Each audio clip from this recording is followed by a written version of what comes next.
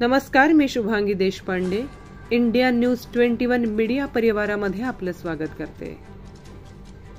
गणेश विसर्जन हा गणेशोत्सवाचा भक्तिपूर्ण समारोप। कृत्रिम तलावांमध्ये गणेश मूर्तींचे विसर्जन करणे हा पर्यावरणपूरक गणेशोत्सवाचा भाग आहे। या अनुषंगाने महाड नगर परिषद, महाराष्ट्र पोलीस विभाग आणि महाराष्ट्र प्रदूषण नियंत्रण मंडळ यांनी केलेल्या आवाहनाला महाडकरांकडून उत्तम प्रतिसाद मिळाला आहे। पुनरावर्तन, सिस्केप, Rotary Club of Raigad fort, Lions Club या स्वयंसेवी संस्थांनी आणि जागरूक पत्रकारांनी मोठ्या प्रमाणावर जनजागृती केल्याने महाडकरांना आपल्या गणेश मूर्तींचे पर्यावरणास अनुकूल विसर्जन करता आले आणि संकलित निर्माल्य हे सेंद्रिय कंपोस्ट खत निर्मितीसाठी कृषी महाविद्यालय महाड यांच्याकडे सुपूर्द करण्यात आले। सध्या पर्यावरणपूरक गणेशोत्सवाला महत्त्व दिले जात आहे।